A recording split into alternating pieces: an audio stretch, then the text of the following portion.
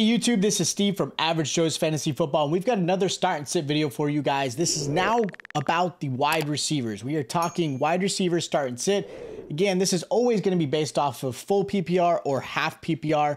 If you still play standard leagues, of course, ask us in the comments. We'll be able to give you some suggestions of who you should be playing and starting. If you guys haven't already, check out our other start and sit videos. We've got the quarterback and running back positioned as well. So we're going to jump right into this. This is the obvious list of starters you should be playing this week. You could probably add a few more, but I wanted to make these guys the absolute obvious. You drafted them high. You have high expectations for these players. They should be in your lineup. Now, the first wide receiver I'm going to recommend as a good start this week is going to be Zay Flowers versus the Texans. Now, this one may be a shock, but this is going to be the game for the NFL fans to really see what Flowers is capable of. I was really high on him in the draft. As a Cowboy fan, I was hoping he would fall to them, but it didn't happen. He is going to be an absolute stud for the Baltimore Ravens. He will most likely play the slot. He should see plenty of targets. Andrews right now is dealing with an undisclosed injury. A lot of people didn't see that coming, but he is looking to play. Odell is going to be up there in age, but he will garner some attention, and Bateman is really there to provide a nice ability to stretch the field. Now, Texans did a great job against the pass last season, but that's mostly because they were behind, so teams ran on them. I expect Lamar to do well, Zay Flowers, and of course, if you guys watched our start and sit, I have J.K. Dobbins as a good start. So I like this one for the Baltimore Ravens to really start off week one. Another wide receiver I have as a good start is going to be Calvin Ridley. It's going against the Colts. There's no Stephon Gilmore anymore, and a defense that has some question marks makes me very excited this week for Ridley. This is a nice little division matchup. Colts almost averaged a receiving touchdown allowed to receivers a game. Ridley should easily step into a role where he will see probably 9 to 10 targets. Kirk will probably move back into the slot. There's still a lot of people to really get fed the ball, but I think Calvin Ridley is really going to be the guy that Lawrence is going to really focus on. There's still a lot, but again, with Kirk and Etienne, and you still got Zay Jones. I mean, there's a lot for this team. So there's no one for a defense to really focus on. And Ridley is definitely the better route runner than Kirk. And I like him this week. Another wide receiver is going to be Chris Godwin versus the Vikings. Now, I had Baker Mayfield as a nice little sleeper. I know he's Baker Mayfield, but I still have some hope in there. I think he can play this really well this week against the Vikings. They're a porous defense. This is a really good matchup for Godwin. Vikings allowed the second most points to wide receivers and allowed the most yards to receivers, period. Godwin should be force-fed plenty of targets this season, and really this game as well, because let's be honest, the Vikings offense is going to do pretty well.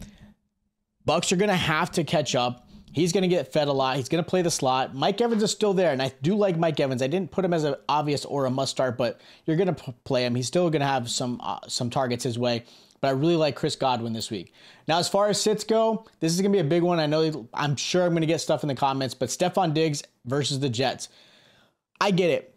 Being a first-round pick, you're most likely going to have to play him in this matchup. I have him in a few of my leagues. I love Stephon Diggs, but this matchup scares me a lot. Jets allowed the fewest points to wide receivers with 24.8 combined. They also allowed the fewest amount of yards with 109 combined. Again, this is combined. On top of that, Sauce Gardner will be mirroring him, and Diggs struggled big time against him last season. Against Gardner last year, he averaged 10 points in fantasy. That's it. One game was 14, one game was 6. He struggled heavily. Now, the 6-point game was towards the end of the season. If you guys had Stephon Diggs last year, you saw what happened. He did not do very well at the end of the season. He probably lost a lot of people in the playoffs. But this is a matchup I'm really nervous about. I get it. Being a first-round pick, you're not going to sit him. But just be aware, this is definitely one that he may lay a dud. Now, another receiver I'm sitting this week is going to be Deebo Samuel versus the Steelers. Now, I'm opposite of this. I like Brandon Ayuk. But Deebo, I'm not too high on. With Kittle possibly missing time, Deebo could possibly do well against the Steelers. But the Steelers actually do a really good job against wide receivers, holding them to only 10 receptions combined as a group, also only allowing 32.5 points combined. One possible way, again, for Deebo to really be saved is the fact that Steelers do allow a receiving touchdown to receivers every single game. So it could be Deebo, it could be Brandon Ayuk, but there's still the uncertainty of Brock Purdy. Kittle might not be there, which means Deebo's going to get a lot of attention. I like Ayuk a lot. Obviously, Christian McCaffrey's going to help get some of that attention away. but I'm a little nervous with him this week. I'm going to sit him if I can. The last receiver I'm sitting is Marquise Brown. And if you guys watched any of these videos, you're probably seeing a trend with the Cardinals. Going against Commanders, QB play says it all at this point. No Murray, no announced quarterback started yet. I mean, they're obviously going to announce it at some point. They have to with the depth chart. And realistically, there's a lot of weapons that are just lacking, and it's going to allow secondary to really focus on Hollywood Brown to really kind of steer most of the attention his way, allowing him to really struggle. There's just no hope at this point with this team. There's just not a lot. I mean, you got Connor and Marquise Brown. Those are really your only worth avenue, I guess, to get something. But they're going to really struggle. Commanders also do a really good job against wide receivers, holding them to 32.1 points combined and under 150 yards as well. So this is still a tough matchup in general. So I'm sitting Marquise Brown. Now, my sleepers this week, I have Johan Dotson versus the Cardinals. With no McLaurin, possibly with the turf toe, Dotson will definitely succeed this week. He was a touchdown machine last season when he did play. Cardinals actually didn't allow a lot of points to wide receivers last season, but mostly due to the fact that their rush defense was horrible, so teams took advantage of that. I don't think it's because the Cardinals defense was that great in the secondary. They allowed 12 receptions per game to wide receivers, which is about middle of the pack, so you're going to get some targets his way. But I like Dotson a lot this week as a nice little sleeper. My other sleeper is Deontay Johnson versus the 49ers. As much as the 49ers were amazing on defense last season, they had one hole. Receivers took advantage of it. 49ers allowed the 5th most points to wide receivers as a group. They're also allowing 167 yards and 13 receptions as a whole. This is a perfect scenario for Deontay, and I do expect him to have at least a touchdown in this game, just to show that last season's 0 touchdown was a fluke. That's not what Deontay is about. Had he had any 3, 4, 5 touchdowns last season, he would have been a higher ranked wide receiver, and everyone would have still remembered him. But last season, everyone forgot. Deontay Johnson is one of my favorites this season. He's definitely one of my sleepers.